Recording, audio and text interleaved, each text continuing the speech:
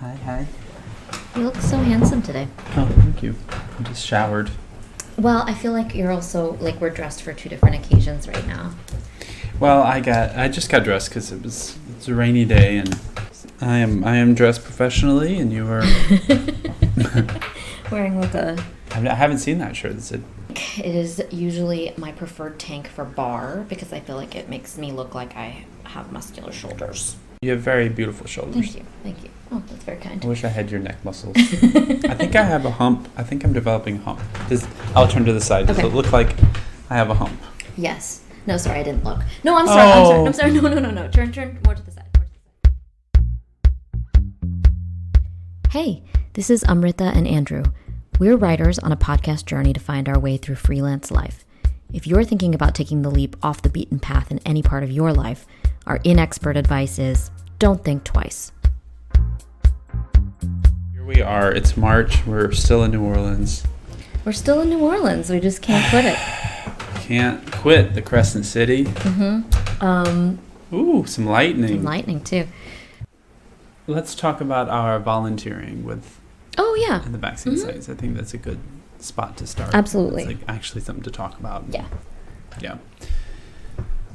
So at this point, as we are recording, the 30% of the city has received their first dose, which is really exciting. So you and I have been volunteering at the vaccine distribution sites, and you can tell me a little bit about what it's like at the Superdome, the main vaccine distribution site. Well, it's not actually the Superdome, but it's the convention center. The convention center, I'm sorry. Is that on the water? Is that the place It's right on the water. Yeah. So I've been at sort of the main spot for the city's distribution efforts. Like the convention center has actually been really great to see how it's all been set up, and I felt really like a sense of like awe about the scale of the operation, and it just getting a sense of like how much human effort, a collective human effort, is going into this this solution, and like of course that sort of intellectually, like but seeing it in person, like everybody has to do their exact thing to get it all to work. So it's really amazing to see something actually be that functional at a scale like that. So it's been kind of like a moving experience just to see it. But while you were at the convention center, I was at the satellite sites, which are pop-up essentially, because they take place in community centers, in communities that are harder, that either have people who are fearful or anxious about getting the vaccine, or have a high population of people who don't have a lot of transport options to a central location. And so last week I was in the lower Ninth Ward, which is like famously the place that got flooded completely during Hurricane Katrina, and suffered the biggest casualties, both in like bodies and homes. But these sites are they're really well run, and they're very committed to having people to vaccinating people in the neighborhood. And I say that because we had something like less than 20 shots. Because they had to open a new batch, and so that meant they were going to have a few more shots. And so they split us up and sent us out onto the street, door to door, knocking on doors, asking, trying to find anyone who hadn't been vaccinated. And then I was also calling people, and so it was really nice. I think that's so gratifying. I was telling that story yesterday and just thinking like how nice that is that like you were able, like even just that sort of singular person where you called somebody and she said, okay, like, oh, you're in my neighborhood, okay, do you think I can get there in an hour and a half? I only have like, so I helped my her only on the option bus. is the bus. And you're like I don't know, but let's figure it out. And then she got there, and you got her there, and she got a shot. So like that is a person that wouldn't have gotten it like if you hadn't been on the phone with her and like walked her through getting there. And that's awesome. Like I don't know, so it sounds like the satellite things have had their own sort of like moving qualities too. And so all the shots were taken. There wasn't one that was not used, and all the shots went to people in the neighborhood. So like kudos to them. I think New Orleans is doing well. I really am annoyed that we're still at a level where not everyone can get a vaccine. Yeah. Because it's clear that 25% of the population, there's so many people there that don't qualify under any way. Yes. And we've seen them come in and out. And they have gotten their shot, and it's just like, you know, like, I don't blame people for getting the shots. I really only blame people who are not going to get vaccinated because those are the true assholes. Right. So I'm not even blaming them. I'm just sort of like, it just always feels like it's actually, we live in a country and a place and maybe the world where like it actually doesn't pay to follow the rules. Yeah. I don't begrudge anybody getting it. We all deserve to get it, and we all should get it, and we should all get it quickly. So like, let's just get it done. So and there are a lot of people and a lot of our friends and stuff have said to me, well, you know, you could just say blah, blah, blah. And I was like, yes, I know I could fucking just say something. But why do I need to live in a world and lie and know that they're not going to push back? Yeah. Like, that's not good enough reason for me to lie. Yeah. Just because because there's no way to get in trouble. Mm-hmm. Like, that, it bothers me. Like, it speaks to, unfortunately, it speaks to people's character. It does in a way. Or at least it speaks to the world that they think they live in or have to live in. Mm-hmm. And that bums me out. Yeah, and I think, like, trust in the system and, like, trust in that you know, systems operate as they're supposed to is like a hallmark of like you know, civilized society, basically civil society. And it troubles me that I feel like more and more like we're getting to a place that we can't trust that the systems are actually that we've set up in this country are actually going to work for us. Again, like, it's not, I don't blame the people who are getting vaccines, and I sound very judgmental in what I'm saying. Mm-hmm. But I just want to make one more point about that. Yeah. Please. And why it bothers me. Mm-hmm.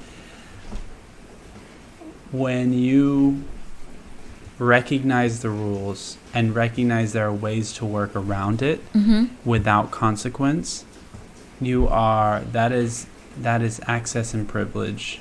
And if you're a person that says that you want America to create a new order by which people don't need to have special access and privilege to things, then you have to follow the rules even if there are no consequences. Otherwise, you are no better than those people that you point your finger at and say that they are oppressing people, because you are too. That's my opinion. You are very justice-minded, you are very fair-minded, and you are a lover of rules and systems. Except I am also human and inconsistent, and there are plenty of rules and systems that I don't follow. No, I know. So, I know. I hear you. And that's like, it's like the flip side of living your principles even when there are consequences is also living your principles when there aren't. Yes. So.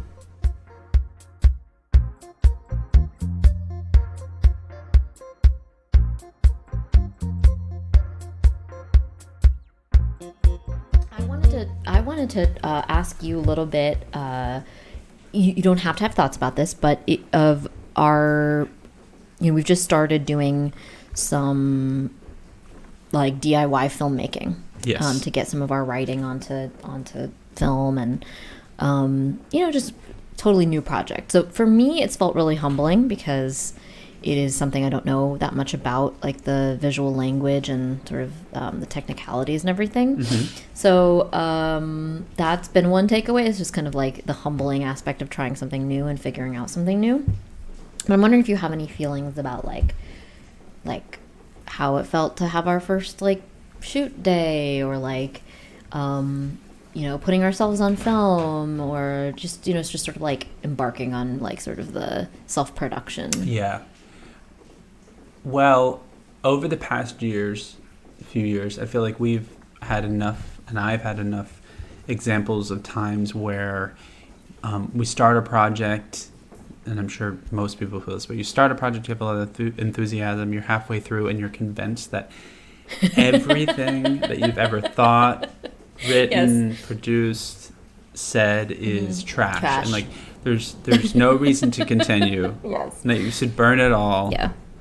I'm just laughing because it's just like, it's just like, this is the constant narrative for me when I start something. So we are coming up to that point where we have written, we have filmed most of this first little short. The rest is in process.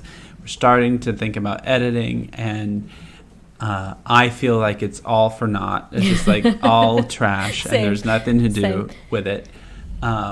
But I also recognize that's how I feel about everything, and that, I know this is just part of the process, and also both of us hate to feel like we're not good at something immediately. Yes. And this is all new, so it's like as many times as we can look at each other and say, like, this is a learning process. It's like when something doesn't go right, it's like, motherfucker, I'm a piece of shit. Why didn't we get that right? It's like, we've never done this before. Yeah, you should have gotten it right the first time. That's what's going through my head. Because it's like everything. Like, we're trying to, act a little bit. We're trying to, figure out how to set things up. We're trying to figure out how to direct people remotely. Yeah. We're trying to, figure out all the different shots. We're trying to figure out the camera technical settings aspects. and just everything, that normally you'd have like a huge crack shot team working on. So to say that everything is a learning process is just the very tip of the iceberg, but I'm excited. I don't feel defeated. No, not at all. But that's because I think we defined what we're trying to do small enough. Yeah. And I think that was the key. I think hugely helpful to define the parameters of what we're trying to achieve. But I think you make a really good point that we really are coming up on that point where it's like, oh, this is trash. Yeah. And that's like the most important part of most of our projects. That point at most of our projects is like figuring out how to get past that. So it either means pushing through it to just get it done, or it means like, oh, there's something slightly wrong about this approach. Yes. And here's like the other way to do it that's going to make it so much better. And like, how did we not see that we should have been doing this way the entire way? So it's always like, I think that is coming to be something that I'd like to like embrace more as like the exciting part of the project is the all is lost trash, like this is trash part of the process. I hear you and I agree, because I think that's the next. So there's the concept that you come up with that is exciting. So you don't, whatever concept is, whether you're a writer or anything else, even if you're like designing your back garden, you're like, this is what I want. I want the porch to be here, whatever, and that's exciting. And then you start doing it, and then you run into problems, or it doesn't, or whatever. You reach that point where it's like, I'm halfway through, and like I shouldn't have even started this. Yeah. And instead of thinking I should quit, I think that's the next part that you need to re-energize yourself by saying, okay, now I have these pieces that I didn't have before. Right. Yeah. What is the most exciting thing I can do with these? Let's step back as if I'm coming to the project new again. Right. But I have a few pieces to play with. So now I'm going to step back and look at the piece and be like, oh, these are actually cool if we just put them in this different spot. Or if we take out that thing that we thought was like we needed, actually we don't need that thing at all. Yeah. And like now this creates like a different thing than we had thought to begin with, but equally is exciting. Right.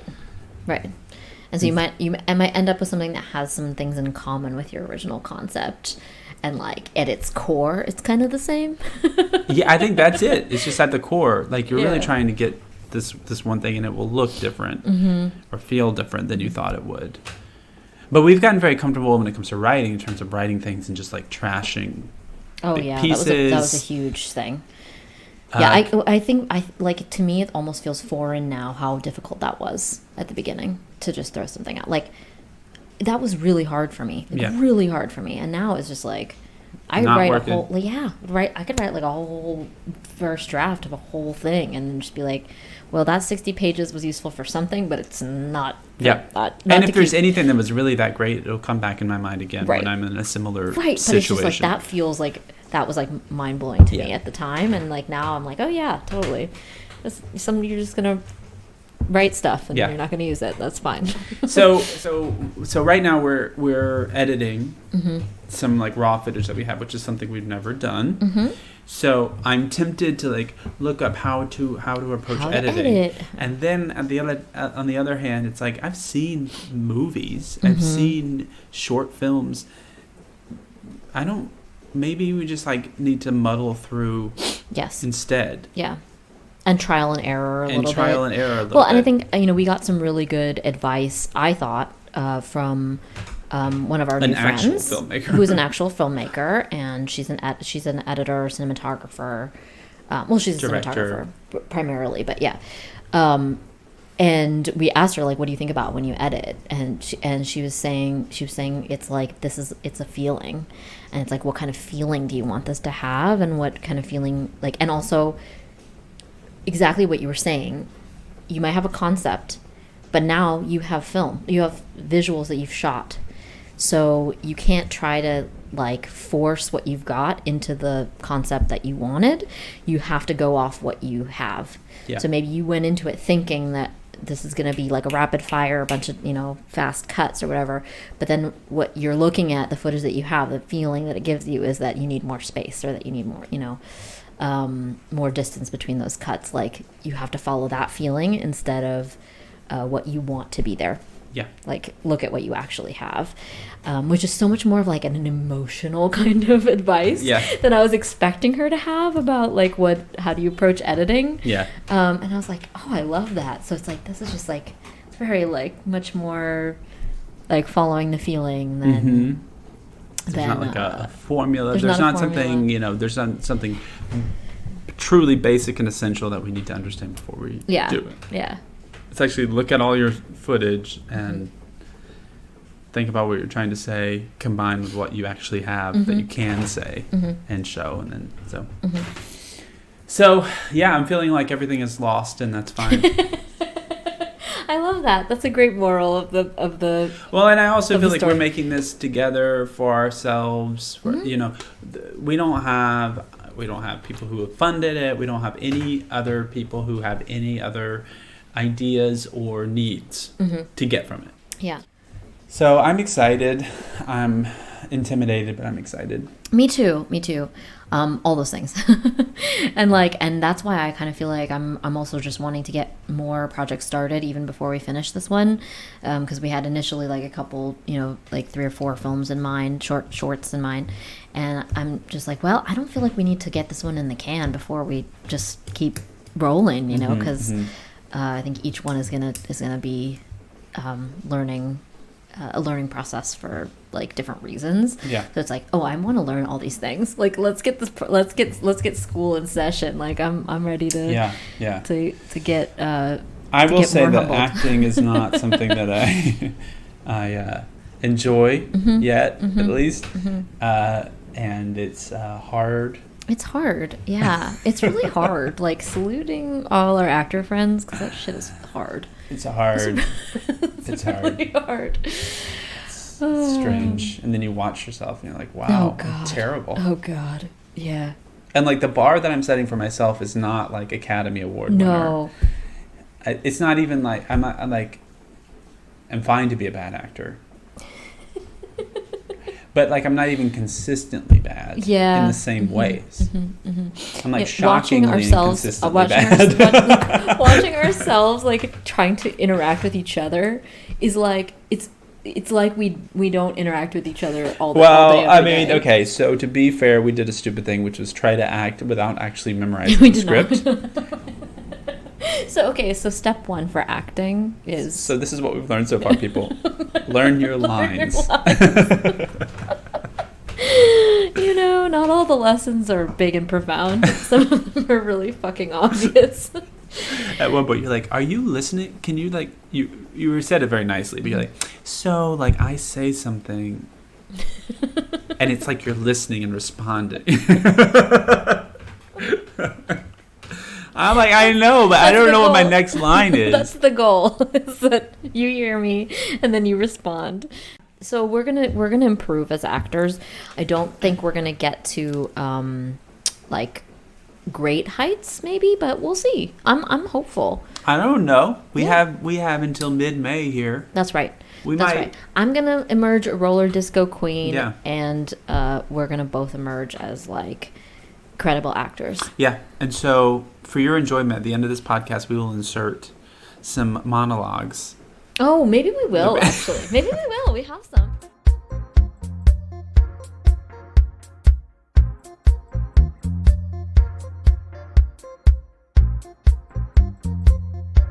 I decided that I was going to make a Lent resolution, at which you were like, "Fuck that! I don't fuck with Lent." Yeah. Which is great, but I decided that I was going to give up self-pity for Lent. That was my goal. So, yes. 40 days, I'm going to not throw a pity party for myself and not feel bad for myself. And the reason that this fits with Lent is because it's something that I really enjoy. Feeling like sorry the for myself. world is against you. Yeah, and it's something that I indulge in, and I do think it gives me not me personally, but I think it gives one some sort of dopamine or something, or serotonin. I'm sure there's mentally, it feels good to absolve yourself of responsibility by being well, I'm the victim here. Yeah. So there's nothing I could have done. Yeah. What have you? First of all, how do you feel like you've done? I feel like I've done pretty well, actually. Okay. I haven't had many descents into okay. wallowing in self-pity. And what have you noticed about when you want to go there? That's the interesting thing, is that it's one thing to say oh, I'm going to try to not feel this way. And then I think there's something else about making a resolution that I'm giving this up for a discrete amount of time, where I feel when I feel myself going to that place, it's like a door slamming. I just slammed the door shut and I'm nope, remember, we're not doing that. It's been really great. And there's just, I don't know, there's just something about that sort of limited time that's been helpful. And I also, when I made this resolution, I was it doesn't mean that you can't feel sad. Right. Those and are it doesn't very different mean things. that you can't feel jealous. And those are all different, or it doesn't mean you can't feel mad. Those are all different emotions. But to just pull out the part of it that's well, but the reason that they have that is because they're blessed and I'm just the victim, Sometimes all you need is just to tell yourself, bitch, we don't have time for this today. We're not doing this. We're not doing this. So, well, I love that for you. Yeah. And while I don't, and I will not observe Lent, because it is not something that... Yeah, it's not something that interests you. And also, I think there's a little bit of Christian baggage, if you could say that. It's just not a thing. Yeah.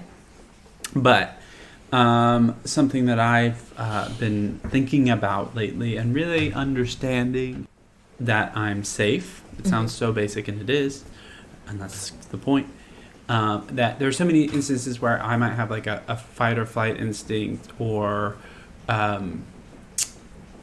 might just have a fight or flight instinct for something that is just inconsequential. Yeah. So try to set the scene for me a little bit. You're talking about if you are in a confrontation with somebody, or less so. So a confrontation is going to bring a fight or flight in a natural way, and that's to be expected. And that doesn't.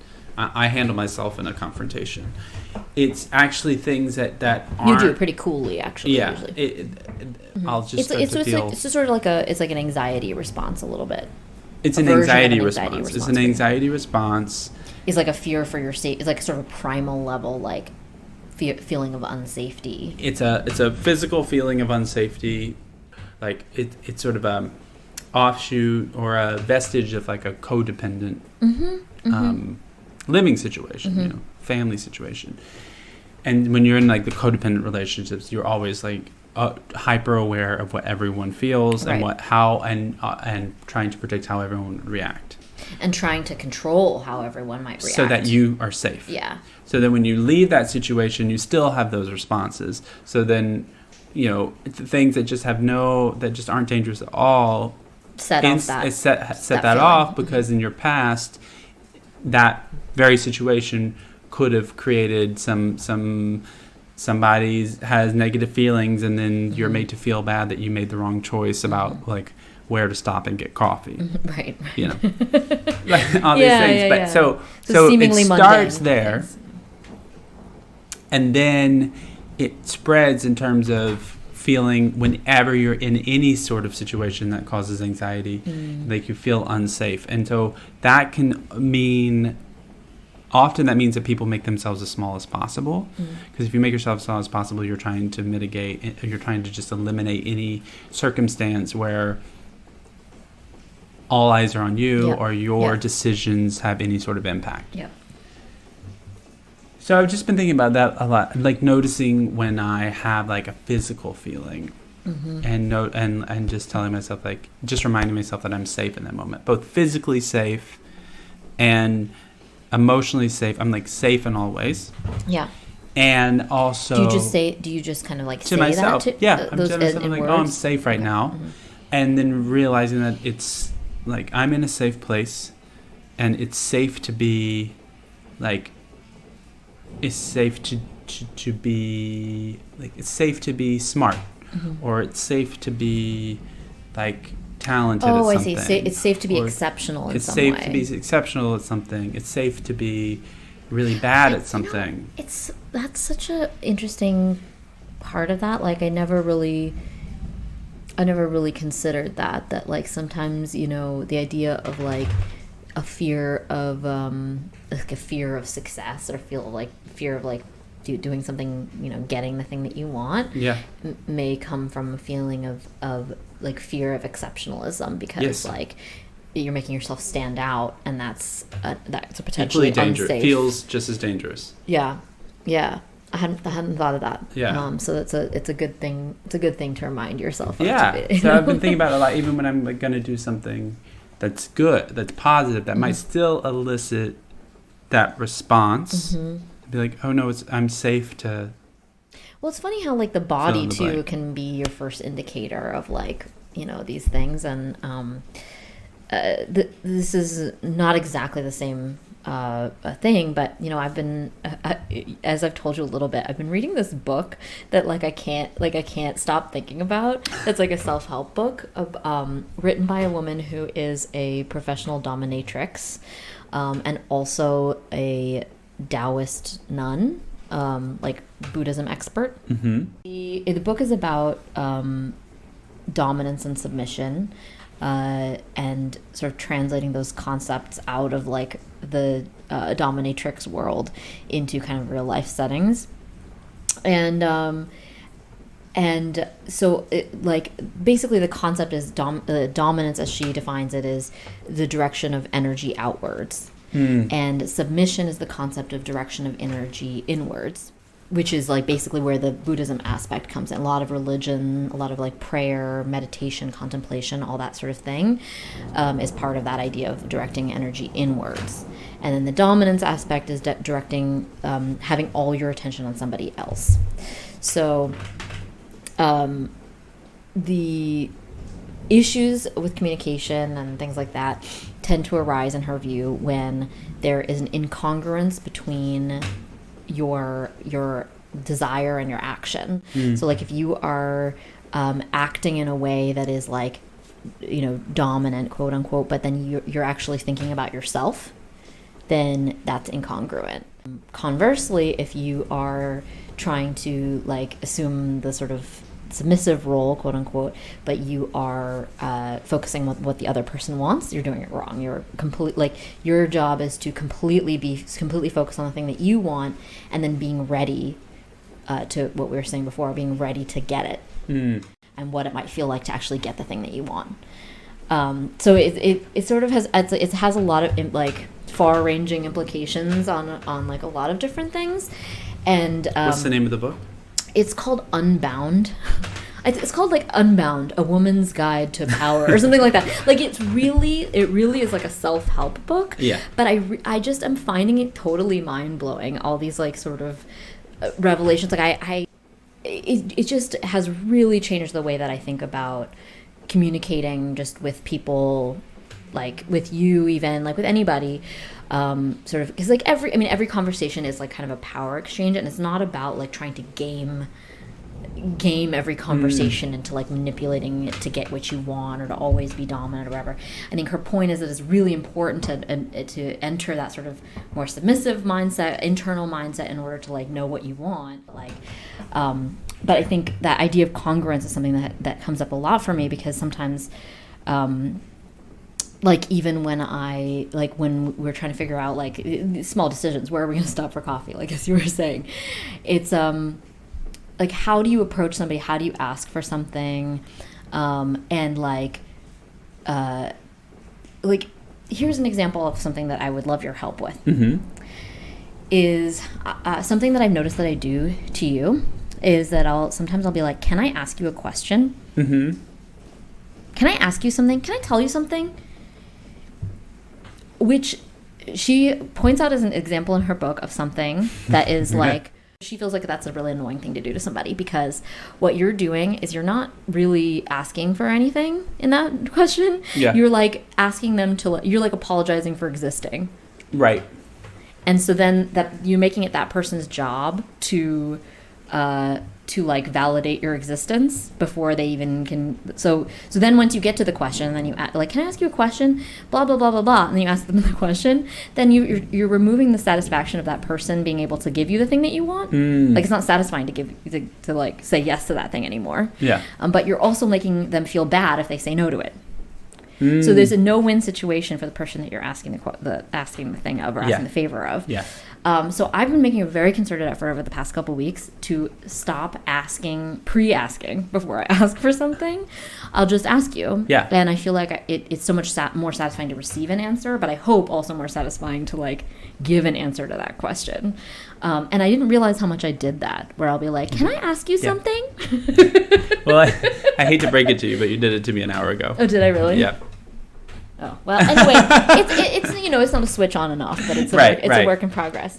Nice. Well, it's just like the other day when you apologized to me for like existing by way of saying, I'm so sorry that I'm working out in the living room, which I guess now that it's framed in the way she did, like it did annoy me in the sense that like, this is your, like, why do I have to like tell you that it's okay, this is your living room too? Yeah. Like, why is this more my living room than your living room? And like, it's one thing to say, I'm working out in the living room. If it's a problem, let me know. Let me know. And then you can, which it's not. But if it were, let's say, then I would feel like that's where we're starting from. We're starting from the conversation of like problem instead solving of you having this to make thing. Me feel better about it, or like whatever, like there was so much like apology in just me saying what could have been said in a very like much more direct like way. So if you can, not that it's your job to like help me solve some of my problems, but that is something that I'm really as like friends and in like a relationship, that's like how that's if you notice me being like apologizing for existing before I ask you a question, just like you should just have a little buzzer and just be like, you just did that, don't do that. Well, another thing that, not to talk too long about this book and these concepts, but something that I know about myself, and that is sort of part of this, what I was saying about safety, but that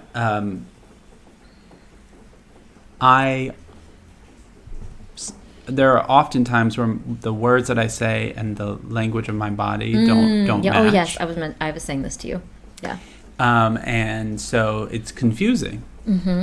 Understandably so for people, because I'm saying one thing, it's the incongruence, but they're really getting a different message from my body. Yeah. And so then it's sort of crazy making in the sense that like, you're like, he did what he said he was going to do, but I'm getting this other body language.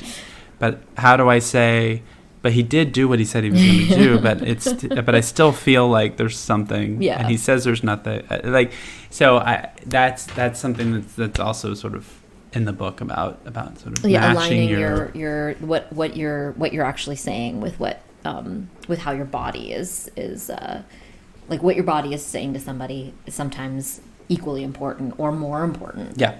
Like with what somebody might walk away from the conversation with is more almost like what your body language communicated with one another than anything, which is something I need to think about too, because I often have like very closed body language, and I'm not like relaxed and open and like more assertive or dominant like body language. So yeah, I was thinking about that, and then actually one last thing, and because it relates a lot to something we've talked about for months now, which is about anger, and like how we've been both struggling with like how to express anger, how to do it. Is there a way to do it productively? One thing that she says about anger is that anger is a good way to ascertain desire. Like if you're angry about something, it's really about what do you want? What do you desire?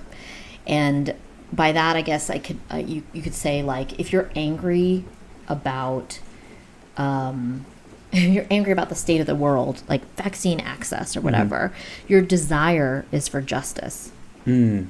So everything that you're angry about is really rooted in something that you wish would happen or that you want to have happen instead. Yeah. So if you can, be angry enough that you can figure out what's the thing that you wish to have happen, then you can start thinking about what can I actually do to get there. But I joined this Facebook group called Buy Nothing. I don't know if you've heard of it, Buy Nothing, but it's like nationwide, and it's supposed to be hyper local, and people give stuff away and like this and that. And I have not gotten anything from Buy Nothing here in New Orleans, nor have I offered anything yet. But I'm finding my membership to be hugely gratifying in this Facebook group. It's incredibly entertaining.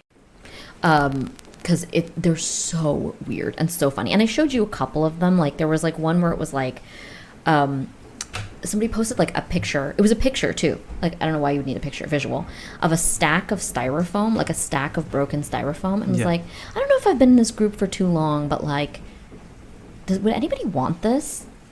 And 7 people commented saying that they wanted it. It was just like a stack of styrofoam and blocks. This is just like a neighborhood specific. It's just this neighborhood. So within New 7 Orleans, people there were like 3 or 4 trash styrofoam, literal trash. So that was one that I thought was really, really weird. Expired food is like sort of a common one. Yeah. Another of my favorites was a person who had a bike lock. Was giving away a bike lock. Did I tell you about this one? So they were like, I have this bike lock. It works totally fine. I can't remember the combination for it. So I ended up having to buy a new one. Does anyone want this? Like, let's just think that through for a second, okay? So it's locked. The lock is locked. The person You're telling me someone took it. Yes. Someone was like, oh, I want it. And I'm like, Brittany, have you thought this through? Like, what are you going to do? Are you going to pick the lock? Maybe she's a puzzler. Like, this is actually, like, if you're in it, what? She's like, I'm bored. This is a great idea. Mm-hmm. If you're like an advanced puzzler, you've done all the Sudokus. What? And then, like, the next level is getting someone, and it has to be a person you get it from, just like in the scenario. And then all you know is their name and their address. Oh. Yeah. And you get, like, it's a psychological puzzle. 15 chances or something. That's the game. And then if you crack it, then you set the lock, and then someone else gets it, and all they get is your name and your address. So I mean, it's like a real, it could, with the power of the internet, I think it could probably most often be cracked. Yeah, you just internet stalk the person enough to figure out. You just run a little background check or whatever, and then bada bing, bada boom. So I don't know if that's what this person had in mind. That she was like, I'm just going to spend my day trying every single combination. Also, so this is my absolute favorite. Was somebody posted that they were looking for a sourdough starter. Now that isn't like so weird considering. A lot of people have taken up baking during the pandemic, but this person posted, I am in urgent need of a sourdough starter. I have discovered that my cat loves bread. Oh, come on. I swear, hand to God, that this person was looking for a sourdough starter to bake bread for their cat. I hope no one responded. Like, people responded, and one of the like, it was like a little bit of a conversation. It was like, LOL, my cat loves bread too. And like, not like you're crazy. Why don't you just go to the supermarket? Or, like, don't feed your cat bread. Or, like... I mean, that's what you do. You don't feed your cat bread. So that's my favorite. But so I haven't actually gotten any. The reason I joined it is because I was hoping that we could get a keyboard. Yeah. It is like a musical town, but I think that also means that people value their instruments too much to be. No one's just giving things away. No, I've even checked Craigslist, and there aren't keyboards for sale. Oh, you did check Craigslist? Yeah, you can buy like organs. Yes. And I mean instruments, not hearts and kidneys. You probably buy those too. Have bookmarked a couple of electric organs because, I mean, like pretty cheap. It's like it mostly works, $100, and I'm like, do we need this? Do we need a Hammond? We're in a rental. I know, like, I know. But we have the room for it. We do have the room. Well, we can just leave. But hey, landlord. By the way, we left an organ. Speaking of place, being in New Orleans, we are down here in the toe of Louisiana in the bayou, in the swamp. And we took some time this weekend when we had a friend in town to go on a swamp tour. We did. Which is the first swamp tour I've ever... Well, that's not quite true, because I did, as a child, come here. My mother in the mid-'90s, I was probably, 10 years old or so. We were in Georgia, and she read in the Atlanta Journal-Constitution, the local paper, a story about legislation that was, and I might get this wrong a little bit, but anyway, it was altering the nets that fishermen were using. And in the article, they interviewed a local fisherman. For whatever reason, it was fascinating to my mom. And I believe she wrote a letter to the Atlanta Journal-Constitution. I'm sure she did. She probably hand wrote a letter, and mailed it to the mailed paper. it into Atlanta and asked for the contact information for the fisherman. And Atlanta Journal-Constitution replied, and she wrote a letter to this fisherman about how she was moved by the article and she was interested. And he got back to her and said, well, you and your family should come and see us. So we came down to Louisiana, and we spent a couple days with him and his family out on the bayou. So you did see the bayou then. I mean, you were a kid. I remember a lot of it, and we had borrowed a camcorder from somebody. So somewhere there's like it's probably been lost at this point, but we had a VHS of the trip. But now we were back, and we went on a good old fashioned swamp tour, which was lovely. Which was a nice pontoon ride through the swamp. We were able to see some alligators. We did see some alligators, but you got a little bit more close and personal on a kayak trip. Yeah, yesterday I went on a kayak trip also through the bayou. I am using swamp and bayou interchangeably, which is okay, I've been told. Oh, okay. Yeah, I went on a couple-hour kayak excursion, which was just really beautiful. I mean, the bayou is such an interesting place, and it was a cypress forest that we were going through. Anyway, nothing much to say here except swamp tours and kayak tours. I'm going to tell you one thing, which is that my mother was terrified yesterday when I told her that you were on a kayak trip in the bayou. She thought that an alligator was going to come snatch you out of your boat. And like want a snack, and then she just checked in. I told her she asked me to text her when you got home last night, which I didn't do, and so then she followed up today to be like, did he get back? And I joked that like you hadn't come back or whatever, and then I admitted it was a joke, and then this is what she said. My mom was shading you hard. Glad no alligator got him. Probably looked too insubstantial to the alligators. Takes one to know one. She felt like you wouldn't She's be a 3 feet tall. What is she talking about? She just thinks you're a skinny mini. We did see some alligators sunning themselves, but at one point we went into a dead-end little lagoon, for lack of a word, and the guide was very calm, and we saw an alligator, and then we saw another alligator, and then we saw another alligator, and he was like, all right, well, I think it's time to turn around. We seem to have stumbled on a family reunion. Yeah, he's like, there are a lot back here, so let's turn around. So we did, but it was a nice outing.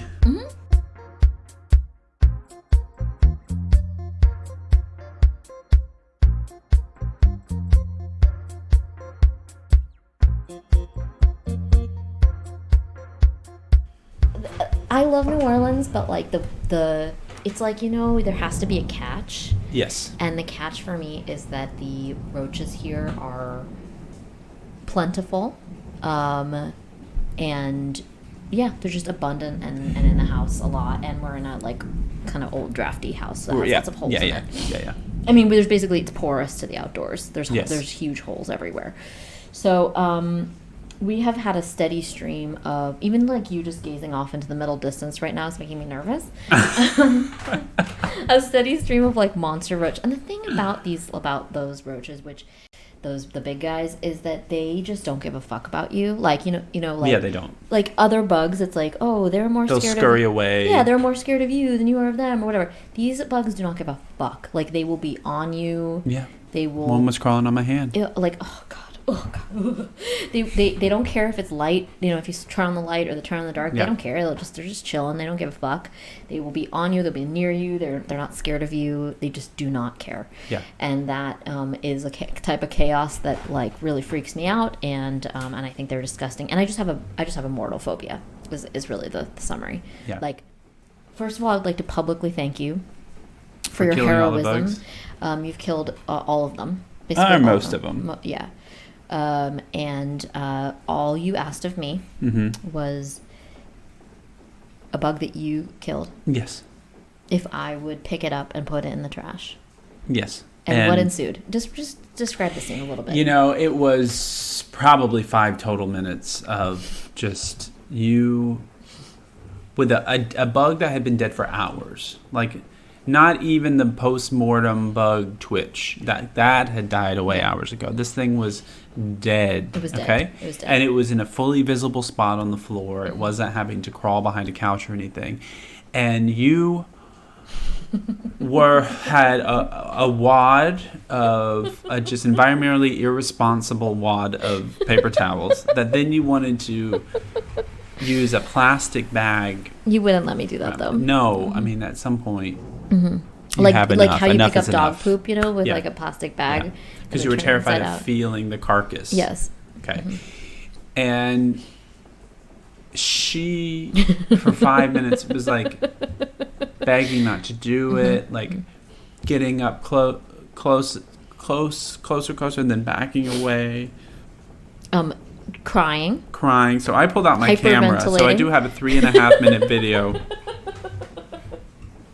of this woman who can't breathe. Fucking mental breakdown. I mean, if you were just to use the audio, you would think that she was like in the dungeon. Yeah. But I will say to your credit that you've gotten. Last night, I pointed out a bug that wasn't there. As I, part of the therapy that I've decided you need. This is like such jackass therapy. Well, you will not agree to exposure therapy. No. So, in lieu of exposure therapy, I've just taken to pointing at random places in the house and saying, like, what's that? And then watching you, like, scurry away to the other side before checking. But last night, you did move away, but just at a leisurely pace. Coolly. Yeah. And I didn't feel like your heart rate was increased. No.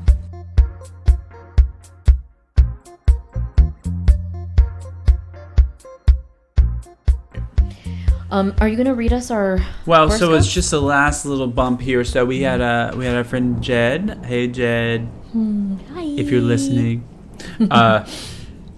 In town this past weekend, which was great. And he left us a little gift. And this is a book called Color Astrology by Michelle Bernhardt. And essentially, or actually just in totality, it gives you every day of the year. Uh-huh. And so the idea is you look up your birthday, and it will tell you what your color is. And I did not actually read mine because you told me to wait. So October 27th. So October 27th, you are molten lava. Ooh. And I'll let you see the color. Uh-huh. Wowza. That was a beautifully timed clap of thunder. Molten lava. So it's a nice molten lava red. You are dynamic, courageous, and profound. Oh. If you were born on this day, you were deep and probing, and your mind needs a way of channeling itself. A tremendous amount of energy runs through your system. By connecting your perceptions to a cause can help focus and direct your ambitions. Learning how to do things step by step is an important factor in regulating your power and speed. Uh-huh. How this color benefits you. Your personal color helps you navigate through the emotional aspects of life. Wearing, meditating on, or surrounding yourself with molten lava reminds you to stay calm and centered. Oh. Compatible birthdays. Okay. I don't know what that means. Me neither. March 7th, May 5th, August 11th. I don't know anybody with those birthdays. All right, well, if you're listening and you're born on those days, drop us a line. Oh, this is nice. Yeah, okay. So, yeah, step by step. Dynamic, courageous, profound. I think that's a good trio. I don't know. Like I don't feel like I'm that courageous, but I'd like to be, so I like that. I like that. Can I read yours? Yeah, please do. Okay. December 31st. Yes, December 31st. Brittany blue, as in the region of France. Brittany blue. So this is, what would you describe this as? Kind of like a slate. It's like a brown, green, blue. Brown? It's a blue. It's a blue that has a lot of green and brown in it. Okay. Oh yeah. Okay. All right. I see that. Your characteristics are powerful, charismatic, and regal. Yeah. Really good. I think that's right. If you were born on this day, your talent and power are quite exceptional, but is not always easy to handle. A strong base is needed to support your energy and drive. Discipline, intention, and love must be present to achieve your goals with a feeling of peace and accomplishment. How this color benefits you. Your personal color resonates with gratitude and humility. Wearing, meditating on, or surrounding yourself with Brittany blue helps dissolve the lines of separation and loneliness that people sometimes feel. It reminds you to appreciate your gifts and helps you feel connected to the world. And those birthdays that you should drop a line for Andrew are April 18, June 19, and July 31st. All right, lovely. Well, until next time. We say to you, be well, be safe, and wait your turn for a vaccine. Can't say it better than that.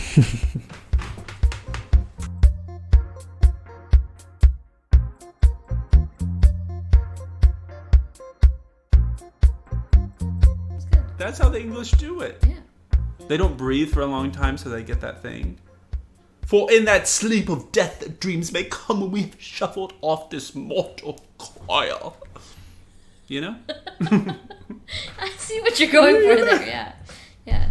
Must give us pause. There's the respect that makes calamity of so long life. I get hot doing that. For who would bear the whips and scorns of time? How do you say that? Say it again. Are you recording me? In my English accent. To be or not to be, that is the question. Whether 'tis nobler in the mind to suffer the slings and arrows of outrageous fortune, or to take arms against the sea of troubles, and by opposing end them. To die. To sleep. No more, and by sleep to say we end the heartache and the 1,000 natural shocks that flesh is heir to. 'Tis a consummation devoutly to be wished, to die, to sleep, perchance, to dream. Ah, there's the rub. So, it's Audition City. Okay, now I've got 2 parts for you today. And here's the surprise. I've got 1 classical piece, and I've got 1 contemporary piece. Okay, good. For my classical piece, I will take off all my clothes. Now, why is this classical? Surely you jest. The body is classical. It goes all the way back and all the way front. Har har. Okay. Now, in the great tradition of auditions, you may stop me at any time You can stop me 1 second after I start. But, and here's the stinger. Bear with me, okay? A simple task, and I'll be right back with you. There, nice kitty. Okay. Stop me at any time, okay? Right? Just yell, "Thank you, Miss Titfur," firm, courteous, and zapparoonie, I will stop. I nip the strip. But when I stop my classical piece, I shift immediately into my contemporary piece, which is, okay, full attention now, beating a kitty's head in with a hammer. Yipes! Holy mackerel! Is this broad kidding? Well, I wouldn't want to spoil it for you here, but I don't think she's kidding.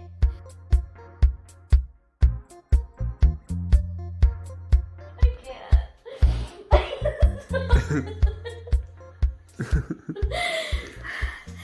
Okay, you got it. I can't. It's too scary. It's been dead for 2 hours.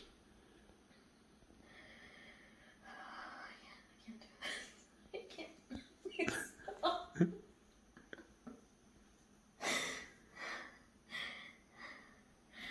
No.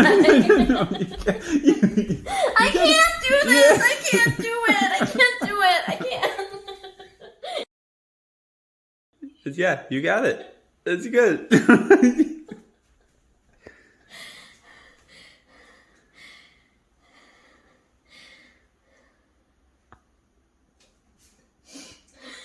so scared right now. Okay. Why can't I use a bag?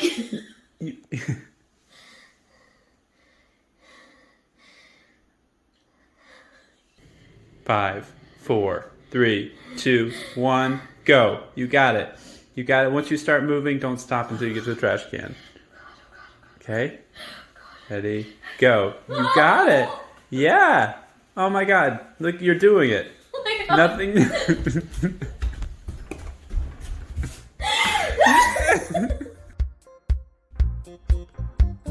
We write, curate, and produce as VJ and Stevens, and you can subscribe to Don't Think Twice anywhere you listen to podcasts.